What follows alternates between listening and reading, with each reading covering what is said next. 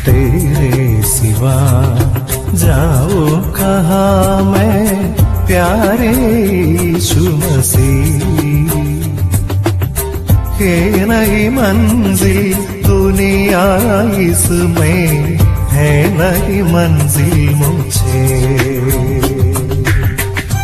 परमेश्वर के नाम की महिमा हो। आप सभी का प्रभात मनन में हार्दिक स्वागत है। आइए हम भजन संहिता उसके 110 को मनन करेंगे। साम्स 110। प्यारो, पिछले दिनों में भी हमने भजन संहिता 110 से भजनकार के द्वारा प्रभु यीशु मसीह को अलग अलग रूप में व्याख्या करते हुए मनन किया था। हमने पिछले दिनों में मनन किया था कि भजनकार मसीह को परमेश्वर के रूप में प्रकट करता है, फिर वो उसे एक राजा के रूप में भी प्रकट करता है और अंत में वो उसे एक याजक के रूप में प्रकट करता है। आज भी हम इसी भजन के मनन को जारी रखेंगे और जानने की कोशिश करेंगे कि भजनकार मसीह से संबंधित और क्या क्या बातें पवित्र आत्मा के द्वारा हमारे सम्मुख प्रकट करता है। मैं सर्वप्रथम आपके लिए इस भजन को पढ़ देता हूँ। मेरे साथ में निकाले भजन संहिता उसका 110 और मैं उसके 1 पद से लेकर 7 पद तक आपके लिए पढ़ देता हूँ। मेरे प्रभु से यहोवा की वाणी यह है, तू मेरे दाहिने हाथ बैठ, जब तक कि मैं तेरे शत्रुओं को तेरे चरणों की चौकी न कर दूं। तेरे पराक्रम का राजदंड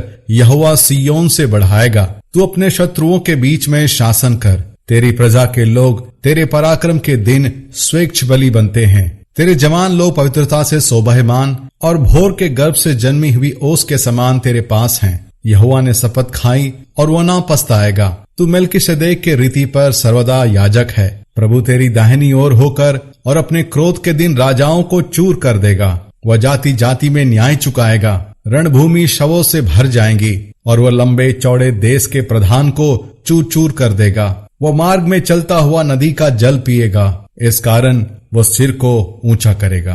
परमेश्वर इस पढ़े गए वचन पर अपनी आशीष को उंडेले। प्यारो, मैं आपका ध्यान इसके 1 पद में लेकर के आना चाहता हूँ। पद 1, मेरे प्रभु से यहोवा की वाणी यह है, तू मेरे दाहिने हाथ बैठ, जब तक कि मैं तेरे शत्रुओं को तेरे चरणों की चौकी ना कर दूं। प्यारो, जैसे कि हमने पहले भी मनन किया था कि इस पद में पिता परमेश्वर और पुत्र परमेश्वर के बीच बातचीत को दर्शाया गया है। पिता पुत्र से कह रहा है कि तू मेरे दाहिने हाथ बैठ। इसका मतलब पुत्र पिता के सम्मुख उपस्थित होने से पहले कहीं और था अथवा पिता के द्वारा सौंपे गए उद्धार के कार्य को पूरा करने में व्यस्त था। प्यारो, ये बात तो स्पष्ट है कि प्रभु यीशु मसीह स्वर्ग में आराधना का केंद्र था, परंतु मनुष्य जाति को उनके पापों से छुड़ाने स्वर्ग छोड़कर धरती पर आया। हमारे बदले कलवरी क्रूस पर अपने प्राणों का बलिदान चढ़ाया। उसे गाड़ा गया। तीसरे दिन मृतकों में से जी उठा।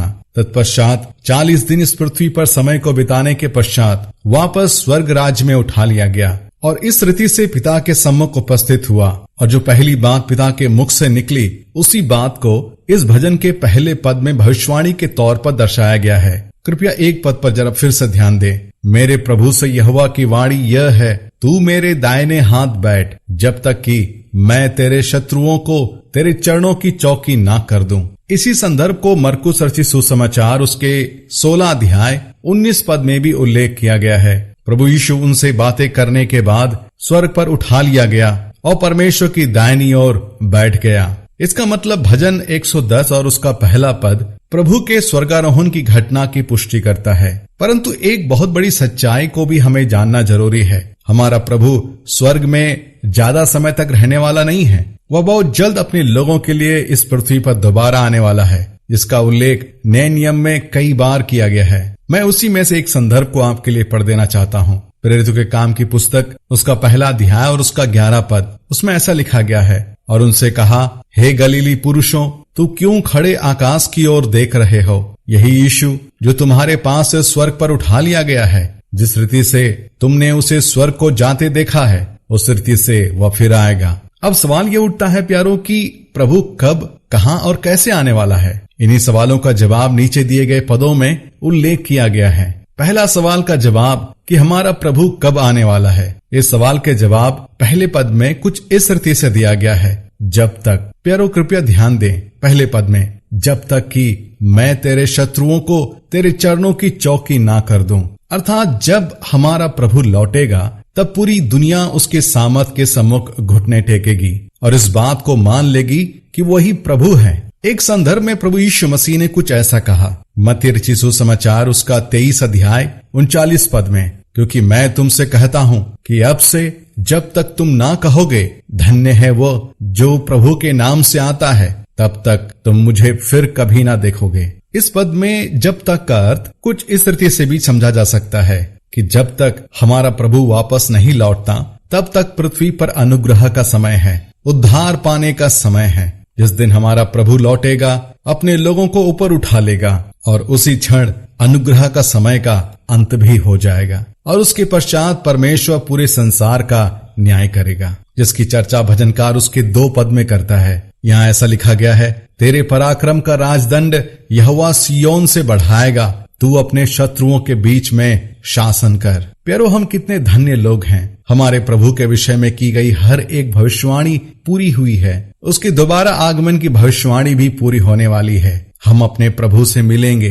यह क्या ही धन्य आशा है प्यारो। इन्हीं विचारों के साथ आइए हम उसकी आराधना करें, उसके नाम को सराहें। हम इस मनन को आगे भी जारी रखेंगे। परमेश्वर की नाम की महिमा हो। आप सबको मेरा जय मसीह। मेरे आंगन के फूल बनकर खिलना चाहता हूँ, हे प्रभु खिलना चाहता हूँ।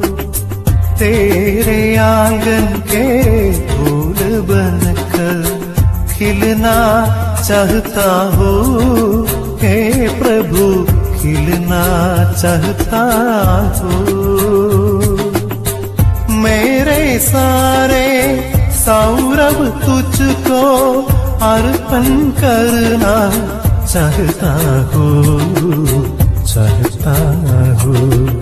तेरे सिवा जाऊं कहाँ मैं, प्यारे यीशु मसीह। है नहीं मंजिल दुनिया इसमें, है नहीं मंजिल मुझे।